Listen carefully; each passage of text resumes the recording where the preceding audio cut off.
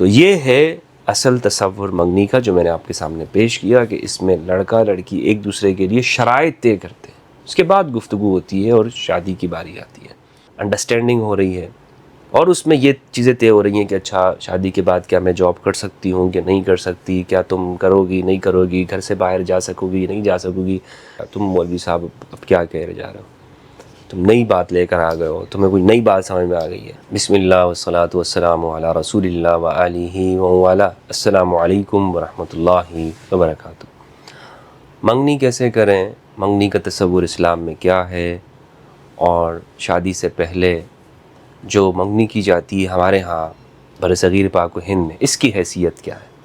یہ کیا ہے، اور یہ کیوں کیا شرعی طور پر اس کی کوئی حیثیت ہے یا نہیں ہے۔ عربی زبان میں منگنی کو خطبہ کہتے ہیں، پیغام پہنچانا، خا کے زیر کے ساتھ خطبہ، اور خا کے پیش کے ساتھ خطبہ، لیکچر، گفتگو، جمعے کی تقریر کو کہتے ہیں خطبہ، کیونکہ اس میں آپ ایک چیز کو پہنچا رہے ہوتے ہیں، آپ لوگوں کے سامنے اپنی بات کو رکھتے ہیں، اور خطبہ خا کے زیر کے ساتھ آپ دوسرے کی تک اپنی عقد کا پیغام دیتے ہیں، یا اس تک یہ بات پہنچاتے ہیں کہ وہ آپ کے شریک حیات ہو، آپ کی زندگی کا جیون ساتھی ہو۔ دنیا بھر میں یہ ہوتا ہے کہ شادی سے قبل ایک بات کا پیغام دیا جاتا ہے۔ یہ جو منگنی ہے بنیادی طور پر وہ یہ ہے کہ لڑکا لڑکی ایک دوسرے کو یہ پیغام پہنچاتے ہیں کہ یہ ہم جیون ساتھی بننا چاہتے ہیں، یا تو کبھی ایسا ہوتا ہے کہ یہ خود لڑکی کی جانب سے لڑکے کو پیغام پہنچایا جاتا ہے، لڑکے کی جانب سے لڑکی کو پیغام دیا جاتا ہے، یا درمیان میں کوئی واسطہ ہوتا ہے، دوستوں کے ذریعے پیغام دے دیے جاتے ہیں، والدین کے ذریعے،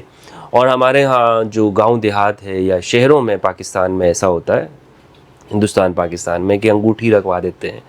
کوئی چیز، اور وہ نام پہ کر دیتے ہیں۔ بسا اوقات یہاں پر ایسا بھی ہوتا ہے کہ بچپنے میں ہی کہہ دیا جاتا ہے کہ یہ جو بچی ہے نا یہ ہمارے فلاں بیٹے کے لیے، یہ ہمارے ہاں جو پشتو کلچر ہے اس میں تو یہ بہت زیادہ ہوتا ہے، بھئی یہ نام پہ کی ہوئی ہے، لڑکی بڑی ہوتی ہے تو وہ کہتے ہیں بھئی یہ تو فلاں کے لیے مانگی ہوئی ہے، لڑکا ہوتا ہے اچھا جناب میرا تو فلاں سے عقد ہوا ہے، اور یہ کہتے ہیں کہ یہ منگنی ہے۔ حالانکہ یہ میں آپ کو شرعی طور پر بتاؤں تو جو ہمارے ہاں پاکستان میں ہوتا ہے یہ منگنی نہیں ہے، یعنی یہ بس یہ ہم نے ایسا ہی ہے جیسے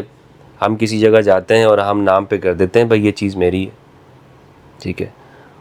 اس کی کوئی شرعی حیثیت نہیں ہے۔ یہ جو ہمارے ہاں ہے، لوگوں کے عرف میں تو یہ بات ضرور ہو گئی ہے کہ اور اس کی بہت سی خرابیاں ہیں، بہت سی خرابیاں، کیونکہ جس وقت میں وہ لوگ کہتے ہیں کہ بھائی یہ ہمارے فلاں بیٹے کے لیے ہے، بچپن میں ہی جب بچی سے پوچھا نہیں جاتا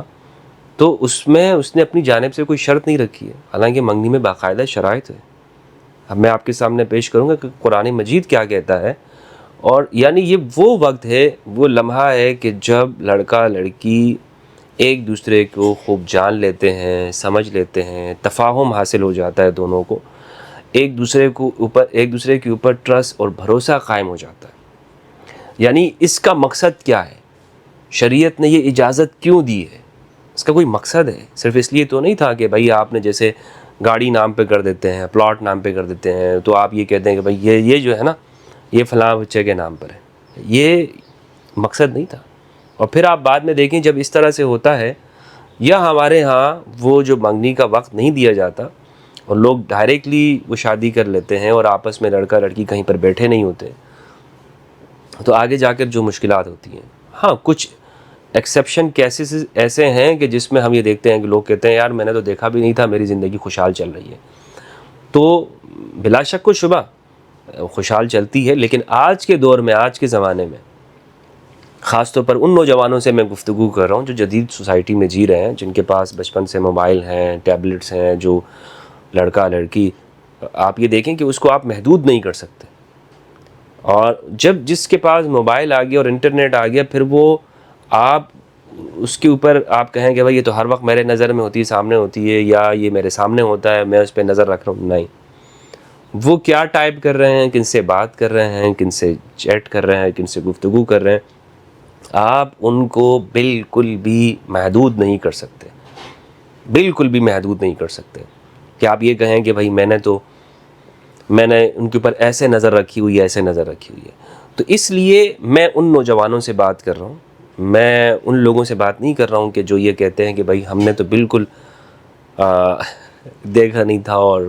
اللہ سبحانہ و تعالیٰ کا لاکھ لاکھ شکر ہے کہ آپ کی زندگی اچھی گزر رہی ہے، خوشحال گزر رہی ہے، لیکن میں نوجوانوں سے بات کر رہا ہوں۔ تو مقصد کیا ہے؟ میں آپ کے سامنے پہلے تو یہ بتاتا چلوں کہ جو اسلام کا جو مقصد ہے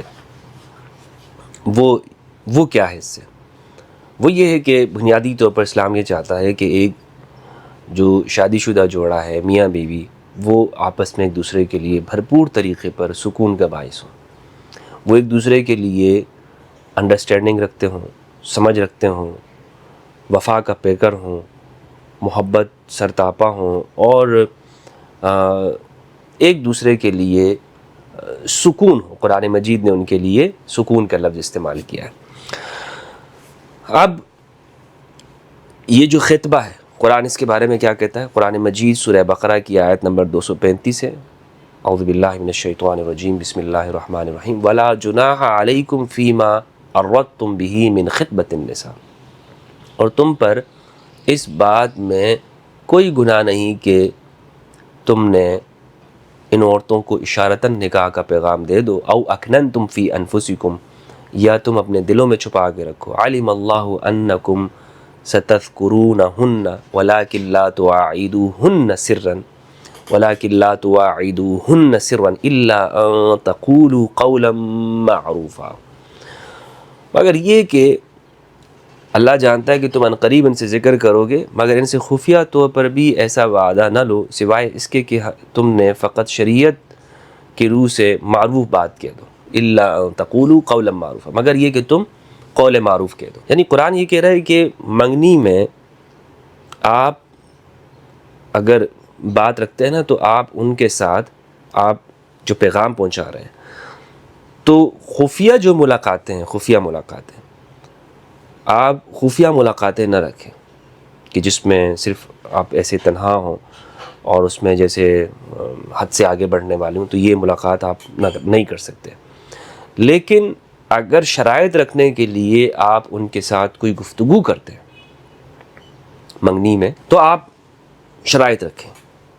مثلا قول معروف کیا ہے؟ قول معروف یہ ہے کہ آپ ان کے ساتھ کوئی وعدہ کر رہے ہیں اور نکاح کا پیغام پہنچا رہے ہیں۔ یہاں تو اصل میں بات ہو رہی ہے ان خواتین کے بارے میں جو عدت میں ہیں۔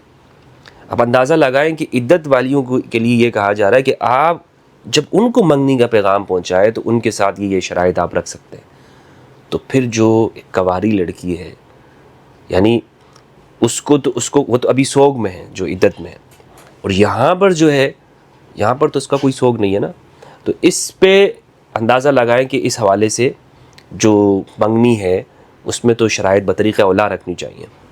تو وہاں پہ قرآن یہ کہہ رہا ہے کہ آپ شرائط کے لیے آپ ان سے ملاقات جب کرتے ہیں، کوئی ملاقات ہو کسی مثلاً کسی ایسی جگہ پر آپ ان سے مل رہے ہیں جو مشترکہ پلیس ہے، تو اس پہ، اور اگر کنواری لڑکی ہے تو کسی اگر ریسٹورنٹ میں مل لیے، یونیورسٹی میں مل لیے، کسی جگہ پر جب ملاقات ہو رہی ہے یا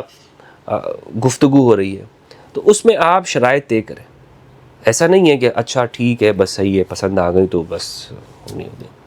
شرائط باقاعدہ، یہ منگنی شرائط کا نام ہے۔ آپ اس میں قول، اور ان شرائط کی بنیاد پر پھر آگے باتیں ہوگی۔ مثلاً آج کل بہت ساری گفتگو ہو جاتی ہے، منگنیاں ہو جاتی ہیں، پھر سالوں تک چل رہی ہوتی ہیں۔ بھائی یہ انڈرسٹینڈنگ کا زمانہ ہے، آپس میں سمجھنے کا، آپس میں ایک دوسرے سے گفتگو کر کے جو شریعت کے مطابق ہے، ملاقات کر کے، گفتگو کر کے، بیٹھ کر ایک جگہ پہ کسی جگہ چلے گئے، کافی پی لی، کسی جگہ پر آپ بیٹھ لیے اور ایک دوسرے کو سمجھ رہے ہیں، ملاقات ہو رہی ہے، انڈرسٹینڈنگ ہو رہی ہے، اور اس میں یہ چیزیں طے ہو رہی ہیں کہ اچھا شادی کے بعد کیا میں جاب کر سکتی ہوں کہ نہیں کر سکتی، کیا تم کرو گی نہیں کرو گی، گھر سے باہر جا سکو گی نہیں جا سکو گی، یا مثلاً اگر تم پڑھانا چاہتی ہو، کہیں پہ جاب کرنا چاہتی ہو، یا یہ جو ساری چیزیں ہیں، جو آج جو مسائل جو شادی کے بعد، اچھا میں تو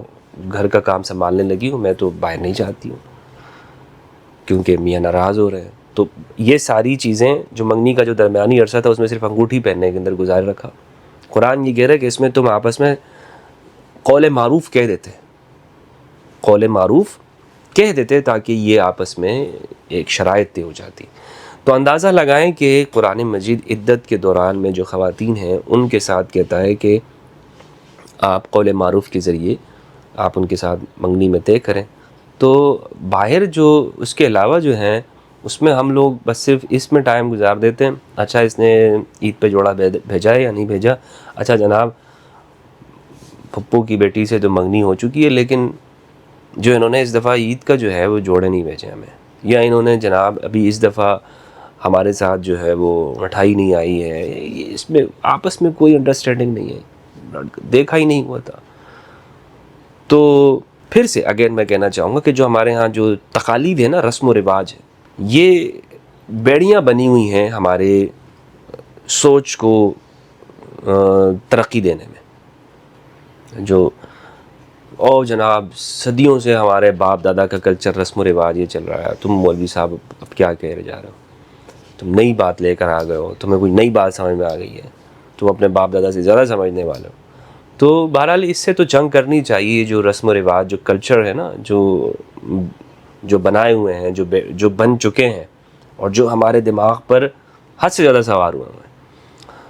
تو یہ ہے اصل تصور منگنی کا جو میں نے آپ کے سامنے پیش کیا، کہ اس میں لڑکا لڑکی ایک دوسرے کے لیے شرائط طے کرتے ہیں، اس کے بعد گفتگو ہوتی ہے اور شادی کی باری آتی ہے. جو آج ہمارے یہاں منگنی کا تصور ہے، آپ دیکھ لیں کون سی جگہ پہ شرائط ہوتی ہے،